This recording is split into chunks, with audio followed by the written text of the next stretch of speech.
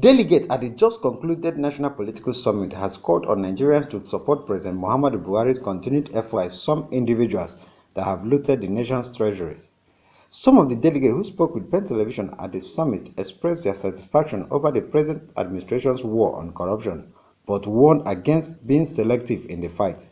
It's always good to fight corruption. Even our traditional societies, where we frown on corrupt practices, especially stealing, but we would always say, let it have not only a human face, let it not be selective.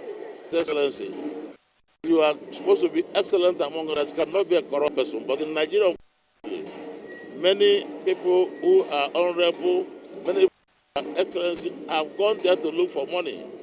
If you want money in business, go and become a businessman and make money. And along the line, lots of improvement will continue to happen. And if we, as humans, as the practitioners, continue to improve on the way we do our things, continue to imbibe the right values, I think the sky will be our limit. Politics is done on the basis of the people who have voted you in and what the expectations are. Corruption is not only in government, even in churches. It's there. Corruption is good to fight. But when fighting, you should be able to analyze the fighting. It should not be a one-sided fighting of corruption. No person is perfect. No human being, no political party is perfect. Who is in leadership now will give him the maximum support so we can move to the next level. That is bottom line. If it's Buhari, so be it. Whoever it is. But we must work with the leader so the leader can achieve the agenda he has for us. That's just the bottom line. President Muhammadu Buhari, who was represented by his vice, noted that the country can only tackle corruption successfully if it gets moral leaders that will not steal the nation's commonwealth. Democracy can only deliver on its policies if undergirded by a moral elite, an elite prepared to offer exemplary moral leadership with a strong ethical compass, resolutely committed to placing the nation and the people above self, prepared to serve without making profit or wealth in any way. Nigeria has made remarkable progress in democratic consolidation and development since its return to democratic rule in May 1999. Senate President Bukola Saraki, Speaker House of Representatives Yakubu Dogara, Elder Statesman Maitama Sule, and others who spoke at the summit said there is need for the country to revisit the past and produce leaders that would not steal. For those of us who were lucky to have been elected, we should also learn from the 2015 election and ask ourselves, what is going to be different now? The difference is that we have come at a time that Nigerians expect more out of us. We have come at a time where there's more accountability and participation. For those that won elections in the 90s, probably I would say they were luckier. For those of us now, it's different. And we have to appreciate that. And we have to govern with that level of awareness. In closing, Mr. Chairman, let me say that the reform of the party system as the institutional foundation of our democracy is an urgent matter. The lack of internal democracy in our political parties and the flawed method of recruiting candidates for office in some instances present a clear and present danger to our democracy. Democracy, it was working. Over the years, unfortunately, the norms and values left by our founding fathers were thrown overboard. And we found ourselves in a mess. Things had fallen apart. As I keep saying, the institution of family broke down. Respect for elders and constituted authority, which used to be a cardinal principle in our society, was its lowest ebb. Honesty, while it is not paid, has become meaningless. Symptoms of revolt loom large in the horizon. The summit, organized by Safe Democracy Group, has the theme 2015 General Election, consolidating the gains and building positive political culture for sustainable democracy in Nigeria. From Abuja, LM Chukwameka reports.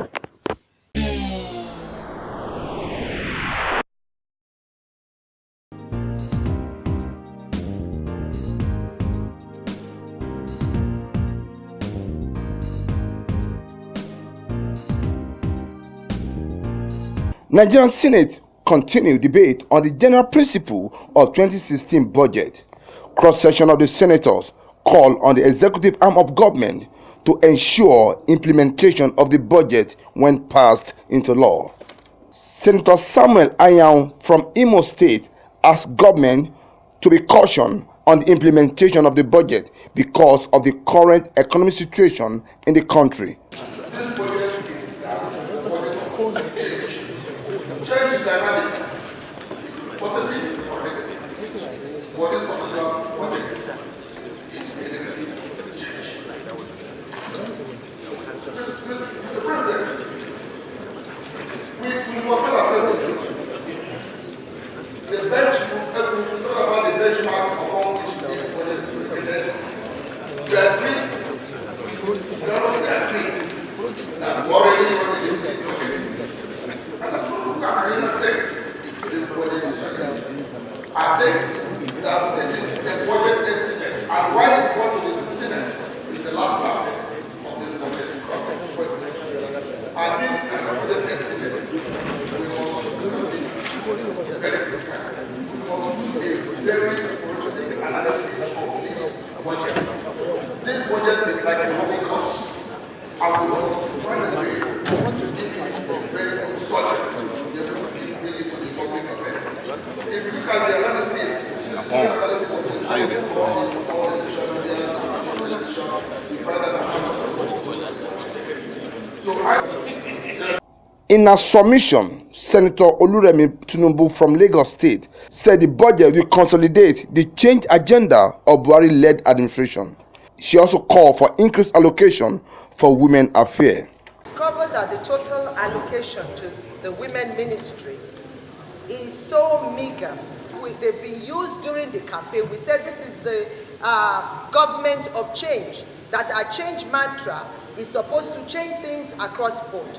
But what they've allotted to the Nigerian woman has not really done so well. It's not encouraging. No, the change, when we talk about change, that doesn't mean we are going to just be, what is not working. So, but we have just started. And this is the best way. I'm not asking you, I'm not supporting you. This is the best way to start. And this is not going down well with us. So the women are not just going to be used to campaign, and several promises are made to them. If not, you are going to incur the wrath of the Nigerian woman. So on behalf of the Nigerian woman, I'm making their case today that this budget is not telling anything and not making any promises. So when it gets to the committee level, they should have a way of trying to amend this budget so that it will meet all the needs that the Nigerian women are so expecting. The Senate is expected to round up the debate on the budget today. From National Assembly Complex, Abuja, Muyiwa Bamdele reporting.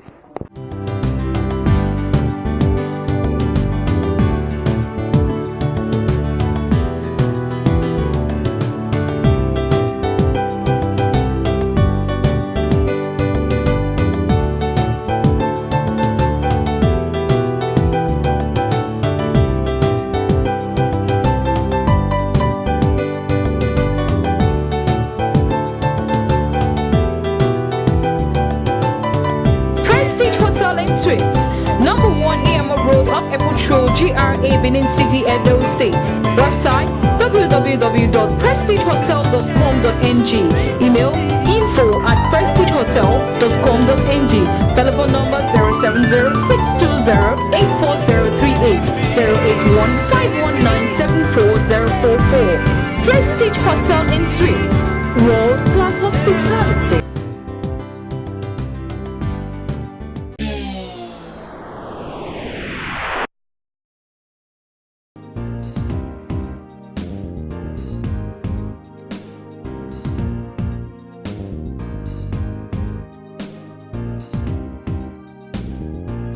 The Nigerian ruling party, or Progressive Congress, says President Buhari-led administration is working around the clock to address the socio-economic problem of the country. National chairman of the party, John Oyegun, stated this at a news conference in Abuja. Oyegun explained that the party is concerned about economic challenge confronting Nigerians. The APC is very, very aware of the hardships that the misgovernance of the last 16 years has plunged this country. We are very aware of the hard times, the tough times that a lot of Nigerians at the margin are going through. Apart from the party, I must also say that it is one of the main concerns of Mr. President. He is fully conscious and fully aware of the tough times that a lot of people are going through. And I want to give you the assurance through you to the people that everything is being done to stabilize the economy and to ameliorate the deprivation that people are going through. I think, without belaboring the point, very many Nigerians understand today why things are what they are, that we, the Buhari administration, has inherited a prostrate economy. Not just that, nobody envisaged that there will be the near total collapse of the price of crude. And when you juxtapose that with our consumption habits, where we tend to import virtually everything in quantity, from toothpicks to the choicest champagne products. Muyiwa Bamdele reporting from Abuja.